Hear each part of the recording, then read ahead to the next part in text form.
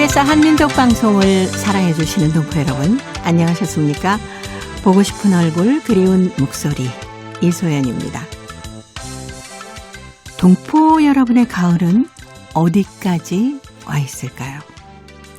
9월에는 가을이 좀 답답할 만큼 더디게 온 것 같았는데 10월이 되니까 이 가을이 성큼성큼 우리 곁으로 다가오고 있습니다. 사과가 빨갛게 익은 건 이미 지나갔고요. 벌써 나무들이 오색 아름다운 단풍으로 갈아입고 있습니다. 그리고 홍시가 열려있는 모습 보니까요.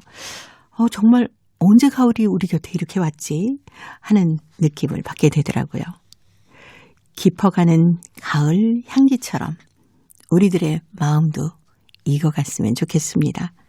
패티킴의 노래 첫 곡으로 준비해봤어요. 동포 여러분의 편지 사연으로 함께하는 시간 행복우체통입니다. 화요일에 행복우체통 홍익대학교 글로벌 경영학과 전춘화 교수님과 함께하는 시간이죠. 어서 오세요. 안녕하세요. 교수님의 가을은 어디쯤 와 있습니까? 요즘은 워낙 가을이 하늘이 너무 예쁘잖아요. 그러니까. 그리고 단풍도 다 지고 해서 눈으로 이제 마음까지 왔습니다. 매일마다 아침 일어나면 네. 예쁜 가을이구나. 제가 제일 그렇죠. 좋아하는 계절이 가을이거든요. 아, 그러시구나. 네. 네. 좀 천천히 갔으면 하는 맞습니다. 생각이 들어요. 네. 가을이 오면 네. 이상하게 평소에 음악을 그렇게 즐겨 듣진 않은데 꼭 가을 그 음악을 네. 찾아서 듣게 되고 그렇죠. 이상하게 막 감수성이 막 풍성해지고 그러거든요. 그래서 매일마다 가을 시작부터 지금 가을 한참 어떻게 보면 중간쯤 왔는데 그냥 천천히 갔으면 좋겠습니다. 좀 천천히 우리 곁에 오래오래 좀 머물러 줬으면 하는 생각이 들더라고요. 네, 맞습니다. 네. 많은 분들이 그렇게 좀 가을이 되니까 왜 이렇게 센치해지죠? 이러잖아요. 감성이 이렇게 풍부해진다라고 하는데. 그리고 막 시도 네. 읽게 되고 또 사색을 많이 하게 되는 것 같아요. 네. 가을 되면. 네. 네. 주로 이렇게 어느 때 사색을 하세요? 저는 가을 되면 지금은 사실 코로나 때문에 우리가 학교로 이제 출퇴근을 안 하잖아요. 네. 이전에 출퇴근할 때는 출근 시간과 퇴근 시간에 보통 잠을 자거든요. 차에 앉아서. 차에서. 네. 근데 가을 되면 잠을 자게 안 됩니다. 가을 되면 네. 그 지나가는 풍경을 보고 계속 생각하게 됩니다. 그리고 음악을 듣고. 네. 근데 요즘은 사실 밖으로 이렇게 많이 못 나가니까 옥상에 올라가서 네. 먼 산을 보면서 음악 듣고 사색을 음악 합니다. 듣고. 네. 네. 그래서 아침과 이제 특별히 저녁 시간에 이게 그 해가 지는 그 무렵에 보통 그런 생각을 많이 하게 됩니다. 네. 그러면서 내 고향의 가을은 이런 빛깔이겠네 하고 네. 고향 생각도 좀 하실 것 같아요. 저는 가을을 많이 타는 편이라서 네. 가을만 되면 동창들 생각나고 옛날 친구들 생각나고 네. 평소에 연락 안 하다도 가을만 되면 전화를 하게 되거든요. 네. 네. 그럼 친구들이 너무 반가워하겠죠. 그 친구들도 희한하게 저랑 비슷하더라고요. 왜 전화했어 이게 아니라 네. 딱 제 생각을 하고 있다. 말을 또 굉장히 제가 듣고 싶은 말을 야. 하고 있어서. 춘아야 지금 네 생각하고 있었어. 네, 맞아요. 그래서 저도 이제 어떤 때는 아무 이유 없이 그냥 너 생각나서 전화했어 이러다 보면 그 시기가 가을 네네. 시기더라고요. 네. 소녀 같으시네요. 아, 그런가요? 네. 아마 이 가을이 우리에게 이렇게 소중한 거는 지난 여름에 비에다가 태풍에다가 얼마나 힘들었습니까? 맞습니다. 올해 특별하게 이제 여름을 사실 또 여름을 좋아하는 분들이 꽤 있으시잖아요. 여름에 그렇죠. 바닷가에 가고 네네네. 여름 때 이제 좀 열정적으로. 열정적으로 네. 살 수 있는데 올해 여름은 너무나도 피해가 크다 보니까 사실 밖으로 많이 못 나갔기 때문에 가을 와서 더 많이 소중하게 생각하지 않을까 하는 생각도 많이 듭니다. 네. 그리고 특히 또 그 태풍이나 이런 것들 때문에 과수 농가나 맞습니다. 농작물들이 피해가 많았잖아요. 예, 요즘은 사실 이렇게 밖으로 많이 안 나가는 걸 못 봐서 그렇지 네. 아마 지금쯤 만약 계속 학교로 출퇴근을 했더라면 농장보다 이제 그런 논을 보게 되잖아요. 네. 마음이 옛날처럼 그렇게 기쁘지 그렇죠. 않을 것 같습니다. 그렇죠. 피해가 많지 않을까. 네. 오늘 행복우체 통의 사연이 중국 길림성 용정시 단혜연 학생이 보내온 용정의 사과배라는 글입니다. 제가 사과배를 좋아합니다. 고향 생각 나실 것 같아요. 네, 맞아요. 군침이 막 도네요. 먼저 소개해 주세요. 나의 고향은 용정인데 나는 내 고향 한 포기의 풀, 한 송이 꽃마저 좋아합니다. 하지만 그 중에서도 나는 고향이 사과배를 제일 좋아합니다. 사과배는 2월부터 3월까지 가지를 치고 5월 중순에는 꽃을 피우는데 하얀 배꽃이 산에 만발할 때면 흰 눈이 소복히 쌓인 것 같습니다. 사과배꽃이 떨어진 다음에는 잎이 자라기 시작하는데 9월 중순이면 열매를 맺습니다. 처음에는 엄지손가락만한 사과배가 점차 대추처럼 커졌다가 나중에는 고무공만큼 커집니다. 사과배가 주렁주렁 달리면 온 산이 노란 연료를 뿌린 것 같습니다. 채 익지 않는 사과배는 시큼하지만 잘 익은 사과배는 시원하고 달콤하여 사람들은 저마다 한 입씩 베어 물어보고는 감탄을 금치 못합니다. 맛뿐만 아니라 사과배는 기관지에도 좋아 몇 년에는 우리 마을에 사과배즙 음료 공장도 생겼습니다. 고향의 사과배는 이렇듯 단순히 천연적인 토산물만이 아닌 정밀 가공을 거친 고차원의 상품으로 탈바꿈하여 많은 사람들에게서 꾸준한 인기를 누리고 있습니다. 나는 내 고향의 사과배를 사랑하며 정 많고 아름다운 내 고향 령정이 자랑스럽습니다. 네. 단혜연 학생. 사과배 선전도 아주 잘했고. 네, 맞습니다. 사과배가 네. 언제 어떻게 자라는 것까지 그러니까요. 잘 설명을 해줬네요. 네. 근데 사과배를 저는 아직 먹어보지를 못했는데. 아, 그랬어요? 이 사연을 보면은 네. 한 입 베물면 막 물이 뚝뚝 떨어질 것 맞습니다. 같아요. 맞습니다. 꼭 드셔보셔야 되는데. 네. 사과배가 사과와 배 같이 이제 접목했기 접종을 해서. 때문에 네. 그렇기 때문에 또 빨갛게 사과처럼 보이고 또 노란 사과배도 있는데 네네. 중국의 배 모양은 한국과 좀 다르거든요. 동그랗지 않고 좀 길쭉맣게 생겼는데 네네. 이 사과배는 동그랗습니다. 아. 그러면서 사과 맛처럼 달콤한데 또 물즙이 많아요. 아, 그래서 사람들이 네. 너무너무 좋아합니다.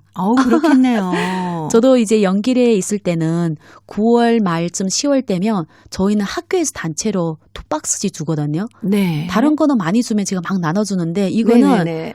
저 혼자 다 먹어도 부족합니다. 아, 학교에서 그렇게 또 사과배를 선물로 주는군요. 네, 왜냐하면 다 좋아하니까. 네. 사실 이렇게 어떤 선물 줄 때는 싫어하는 분들이 있으면 팔거든요. 저희는 아, 이제 쌀도 네네. 이제 나눠줄 때가 있는데 저는 이제 그거는 다 못 먹으니까 이제 그냥 양도를 하는데 사과배만큼은 2박스를 그 무거운 걸 집에 갖다 놓고 하루에 하나가 아니라 네. 정말 한 4-5개씩 먹는 것 같습니다. 크기는 어느 정도예요?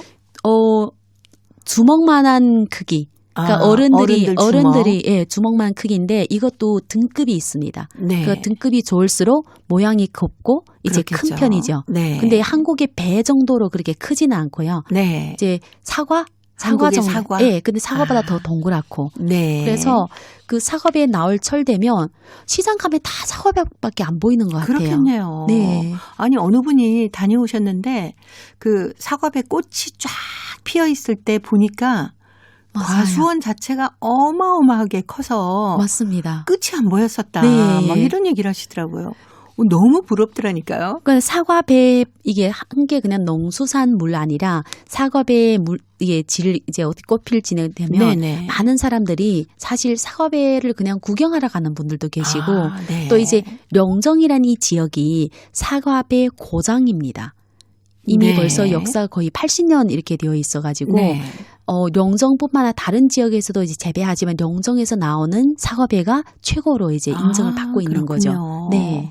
뭐 연길시도 있고 왜 연변자치주 네. 거기에 어떤 특산품 같은 역할을 하겠네요. 맞습니다. 령정의 대표적인 사과배가 특수산물인데 또 네. 영정 자체가 연면 전족 자치주의였으니까 네네네. 조선족의 어떤 특수 농산물로 이 지역 분들도 너무 좋아하고 네. 그다음 또 다른 지역에서도 이제 이거를 사다가 이제 아. 그 시기 되면 제가 알기로는 요 사과배가 딱 한 시기에 나와서 그다음 팔면 이제 없어지는 거예요. 그렇군요. 네. 네. 그럼 뭐 흥룡강성이나 윤영성 지역에서는 재배를 안 합니까? 저희 지역에는 재배를 저는 안 하는 걸로 알고 있고 대신 네. 이제 연변 다녀온 분들 사과배를 이제 선물로 가져오면 그렇겠네요. 엄청 고마워하죠. 네. 네. 흥룡강성 지역이랑 뭐 윤영성 지역은 다 날씨가 조금씩 다르기 때문에 네, 맞습니다. 아마 이 사과배가 재배가 안 되는 것 같아요. 과수원 크기는 어느 정도 됩니까? 지금 헥타르로 따지면 이 용정 다른 지역까지는 아니고 용정 네네. 지역에 이제 그 자료에 의하면 2,450 헥타르로 되어 있답니다. 그리고 와. 여기에 네. 작년의 수치예요. 2019년도에 2.8만 톤 사과배가 생산. 2.8만 톤? 네, 2.8만 네. 톤 사과배 생산됐고. 네. 그게 아주 효자 상품이네요. 네, 맞습니다. 네. 굉장히 어떻게 보면 이 지역을 대표하는 상품이 된 거죠. 그래서 사과배철 되면 제가 있을 땐 그랬어요. 네. 사과배철 되면 사과배를 선물하는 게 이게 한 개 이제 풍습이었습니다. 아, 네. 지금 우리 단혜연 학생의 편지를 보니까 우리 마을에 사과 배즙 음료 공장이 생겼다라고 하는데 네. 이 음료를 이렇게 캔 같은 걸로 만들면 뭐 수출하거나 이러기도 쉬울 것 같은데요. 그렇죠. 왜냐하면 사과배가 사실 이게 농수산물이지만 네. 과일이잖아요. 근데 이제 집에서 이거를 이제 놔두고 먹어보니까 좀 지나면 이게 아무래도 그렇죠. 껍질이나 이런 부분이 네네. 상하게 되니까 사실 다른 과일보다 훨씬 보존 기간이 기는데 상품성으로는 네. 살짝만 문제 생기면 떨어지니까 그렇죠. 저는 있을 때 사과배 즙은 사실 사 먹지는 몰랐어요. 있는 걸 몰랐습니다. 아마 이 시기에 나온 것 같습니다. 그런데 네. 사과배를 많이 먹던 기억이 나는데 이게 기관지에도 굉장히 좋습니다. 아, 네. 저희들 이제 뭐 감기 배가 걸리고 하면 좋으니까. 배즙을 먹잖아요. 네. 근데 이제 사과배 자체가 물도 많지만 기관지에 좋아서 저희들 좀 즐겨 먹는 특별히 선생님들이 이제 좀 좋아하는 그러네요. 것 같습니다. 목소리를 많이 쓰시니까. 네. 그래서 네. 그런 배즙이 나오지 않았을까 생각합니다. 네. 오늘 단혜연 학생의 편지 덕분에 제가 사과배에 대해서 용정 지역에 어느 정도의 농장이 있는지까지 네. 아주 자세하게 설명을 해 주셔서 눈앞에 이렇게 보여지는 것 같으네요. 나중에 이제 저희들 상황이 다 좋아지고 하면 네. 연길로 이제 놀러 가면 꼭 이제 사과배. 그러고 싶어요. 왜냐하면 이거는 뭐 9월 말 10월 달에 가면 더 좋은데 네. 그 시기 아니래도 가보면 정말 볼만합니다. 네. 특히 또 이 용정 지역이나 연변의 사과배는 네. 우리 조선 쪽을 상징한다고 하더라고요. 맞습니다. 네. 그 사과의 그런 특이한 달콤함 네. 그리고 배의 어떤 풍성한 물즙 그래서 사과배가 그냥 단순히 과일이 아니라 우리의 어떤 헌신하는 네. 이런 서로 어울려서 잘 살아가는. 맞아요. 사과하고 네. 배가 전혀 다른 품종인데 이렇게 어울려서 잘 살아가는 저희 이제 조선민족이 사실 중국 문화도 받아들이고 네. 지금 또 조선민족 문화 고유함도 지키고 있는 그렇죠. 그런 상징이 되어 있는 거죠. 네. 사과배 하루빨리 먹어보고 싶네요. 제가 다음에 갔다 오면 네, 꼭 챙겨 가져올게요. 아리랑 걸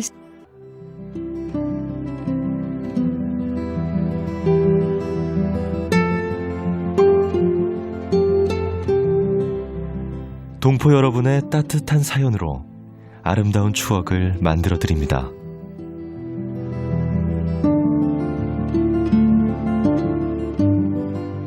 보내실 곳은 대한민국 서울특별시 영등포구 여의공원로 13 KBS 한민족방송 보고 싶은 얼굴 그리운 목소리 담당자 앞이고요. 인터넷 주소도 알려드립니다. KBS 홈페이지 www.kbs.co.kr에 접속하신 다음 라디오, 한민족방송, 보고 싶은 얼굴 그리운 목소리를 순서대로 클릭하신 다음 청취자 참여 코너에 글을 남기시면 됩니다.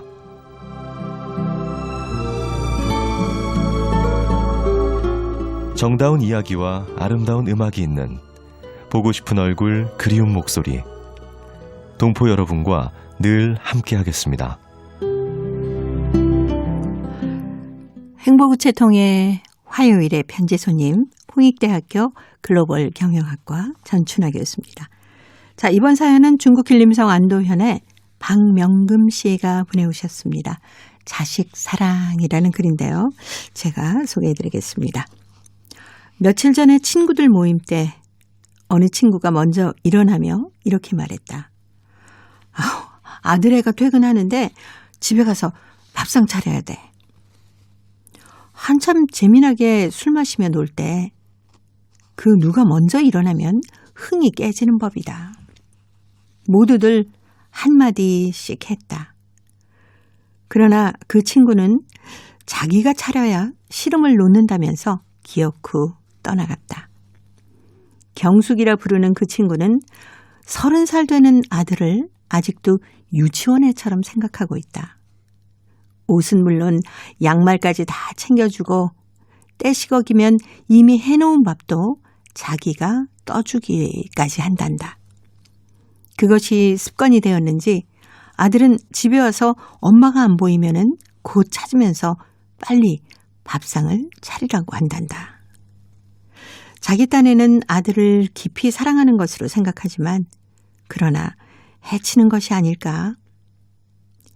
여기에 이런 이야기도 곁들여야겠다.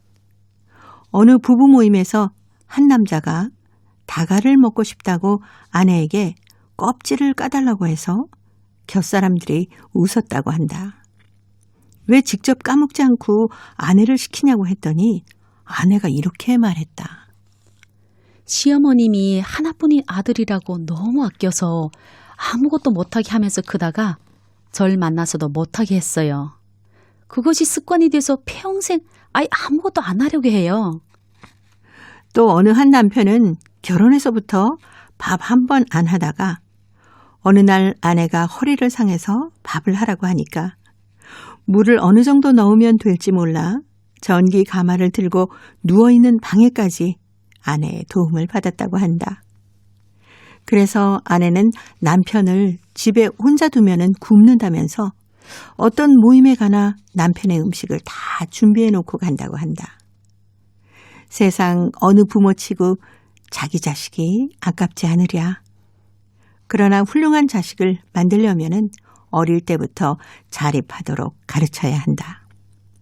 아무 일도 할 줄 모르고 결혼을 했다가 언젠가 마누라가 곁에 없거나 앓을 때는 굶어야 한단 말인가. 부부간의 일도 사랑이라 했거늘 현명한 부모라면은 자식들이 집안일을 배우도록 해야 한다. 그것이 바로 진정한 사랑인 것이다. 라는 사연입니다. 우리 주변에 특히 그 한국에 계신 분들은 좀 이런 분들이 꽤 있습니다. 밥할 줄 모르시는 분들이 꽤 있는 것 같더라고요. 중국은 좀 다르죠? 중국은 지금은 좀 많이 달라졌는데 네. 그러니까 중국이 어떤 민족인가 따라서 봐야 하는데 조선민족 같은 경우에는 네. 저희 부모님 세대에는 네. 제 생각에는 아버지 분들 대부분은 그렇죠. 밥을 할 줄 아는 분들 부엌에 안 들어가시고. 좀 적어요. 네. 근데 이제 좀 나이가 젊어질수록 이제 부모님들이 시키려고 이제 노력을 하는 거죠. 중국 남자들이 한족 분들은 남자들을 집안일 정말 잘하거든요. 그렇다면서요. 네. 그래서 키울 때 이런 얘기가 있어요. 아들은 머슴처럼 키우고 네. 딸은 공주처럼 키우자. 맞습니다. 네, 그래서 결혼을 해서도 남자가 집안일 더 많이 하니까 가정에 불화가 많이 생기지 않습니다. 그래서 제가 아까 여기 편지에 그 부부간의 일도 사랑이라 이 말이 굉장히 공감이 됩니다. 네, 그렇죠. 사실 아내 되시는 분은 이제 아기랑 육아에 얼마나 힘든가요? 맞아요, 근데 맞아요. 집안일까지 전부 여자가 해야 된다면 네. 남자분들은 뭐 하는 걸까요? 그러니까요. 이게 네. 또 집안일을 해도 티가 많이 안 납니다. 그게 그래서 문제예요. 한 게 뭐 있냐 이런데 반복적인 것을 계속 하게 되거든요. 그리고 네. 제가 이제 한국에 와서 보니까 한국의 여성분들은 정말 하는 게 너무 많아요. 그러니까 중국은 예를 들어서 부모님이 일찍 퇴직해서 이제 아이를 양가가 봐준다 이러면 네네. 한국은 좀 일을 오래 하시는 편이니까 네네. 자기가 알아서 키우고 그럼 아이 기본적으로 2명 거기다 집안일 뭐 그렇죠. 또 직장까지 있으신 분이 있으면 아이고. 정말 강철 여인이 따로 없습니다. 네. 근데 이제 이 편지 사연이 30살 먹은 아들의 밥을 차려주러 가야 된다고 맞아요. 일어나는 데서부터 시작하지 않습니까? 저는 아까 저도 깜짝 놀랐어요. 깜짝 놀랐습니다. 아니 아들이 와서 부모님 차려주는 거 아니라 퇴근하고 그러니까요. 밥을 차려준다. 그것도 밥을 해주는 게 밥을 차려준다 이러잖아요. 네. 손이 없나 발이 없나. 맞아야 되겠어요.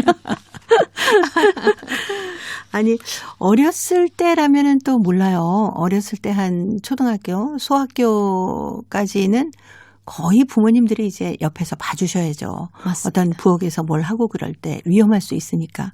그렇지만 이제 중학교, 고등학교 되면은 밥 정도는 자기가 차려 먹어야 되지 않나라는 생각도 들거든요. 연습이 굉장히 중요한 것 같습니다. 네. 예를 들어서 집에 있을 때 엄마가 내가 알아서 다 할게 이러면 사실 아이는 연습할 기회가 없기 때문에 네. 어른 돼도 아이인 거예요. 그렇죠. 네. 그런데 그게 이제 몸에 배이다 보면 나중에 나는 정말 좀 나를 차려줬으면 하는데 누구도 밥할 줄 몰라. 그럼 혼자 사는 거죠. 그러니까 어떻게 보면 아이도 문제 있지만 네네. 아이를 양육하는 부모 태도가 더 중요하지 않는가. 그렇죠. 네. 물론 가스불이나 이런 화력을 사용해야 되는 거는 좀 조심스럽긴 합니다만은 그래도 엄마가 준비해 놓고 나간 거 찾아서 차려 먹는 거는 당연히 할 줄 알아야 되지 않나요? 네, 맞아요. 그래서 네. 너무 부지런한 그 엄마는 네. 정말 무능한 아이를 키울 수 있어서 적당하게 게을러야 됩니다. 굶게 놔두고. 그리고 우리도 밥을 할 때 손을 대봤고 불에 데워봤잖아요. 그렇죠. 우리 아이가 밥을 할 때 그거를 한 번도 안 하고 한다는 거는 좀 아니죠. 자기도 다쳐봐야지. 그렇죠. 여러 가지 경험을 하면서 이제 거기서 어떻게 해야 되는구나 하는 것을 습득하면서 사회생활이 시작되는 거니까. 네, 맞습니다. 네. 30살 먹은 아드님은 앞으로 좀 밥 좀 차려 드시기 바랍니다. 맞아요. 안 그러면 정말 지금 봤을 때 아직 결혼을 안 한 것 같은데 네. 다른 집도 여자애를 공주처럼 키우는데 이 공주와 왕자 만나면 네. 생각만 해도 행복한. 굶어야 되나요? 맞아요. 굶어야 되죠. 네. 자, 오늘 우리 박명금 씨 편지 속에 자식 사랑 얘기가 나오면 아이고 옆집에 누구도 그러더라 뭐 이러면서 여러 가지 얘기들이 나올 것 같습니다. 물론 자식은 정말 제대로 잘 키우려면은 공부를 잘하는 것도 물론 중요하지만 이렇게 사회생활을 할 수 있는 어떤 기초 단계부터 네. 좀 가르치셔야 될 것 같아요. 정말 저는 간절히 학교에서 네. 생활 능력을 키우는 수업이 있었으면 좋겠습니다. 그래서 그렇죠. 이제 기본적인 생활에서 내가 스스로 할 수 있는 거를 가르쳐줘야 되지 않을까. 그리고 물론 집에서도 실천을 하고 네. 그렇게 하면 훨씬 더 이제 추후의 생활이 꼭 결혼해서 생활 아니라 코로나 시기 같은 경우에 밖에 못 나가 먹는 그렇죠. 친구들 밥을 못하면 정말 네네네. 힘들거든요. 계속 배달해서 먹어야 되잖아요. 네, 그걸 생각해서 다 훌륭한 부모, 지혜로운 부모 됩시다. 네. 유태인 속담에 물고기를 잡는 방법을 가르쳐줘라라고 맞습니다. 얘기하지 않습니까? 그것도 생활 속에서 차근차근 가르쳐 주다 보면은 스스로 지혜가 생기거든요. 네. 경험이 그만큼 중요한 거니까. 자, 오늘 편지 속에 나온 30살 아드님. 밥을 차려 먹는 방법을 이제 하나하나 배워갔으면 좋겠어요. 그리고 아까 물을 얼만큼 밥할 때 넣어야 될지 몰라서 맞아요. 누워있는 아내 앞에 밥가마를 가지고 왔다고 하시는데, 네, 그것도 우리가 처음에 밥할 때 3층 밥도 막 해보지 않았습니까? 그렇죠. 젊으시잖아요. 그리고 또 막 진밥도 했다. 친정 등밥도 엄마한테 했다. 전화해서 물어보고 그렇게 했는데 네. 그렇게 좀 직접 경험을 하면서 살림도 남녀가 좀 같이 하는 네, 그런 시대가 됐으면 좋겠어요. 제발 그런 시대 왔으면 좋겠습니다. 진시몬이 불러주는 부모 자식 들으면서 홍익대 글로벌 경영학과 전춘화 교수님과는 다음 주에 또 뵙도록 하겠습니다. 고맙습니다. 감사합니다.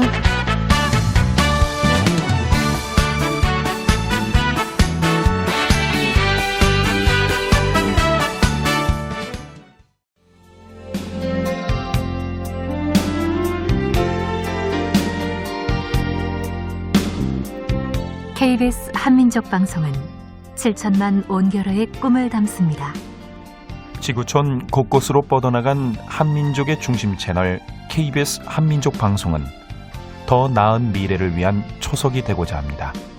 여기는 대한민국 서울에서 보내드리는 KBS 한민족 방송입니다.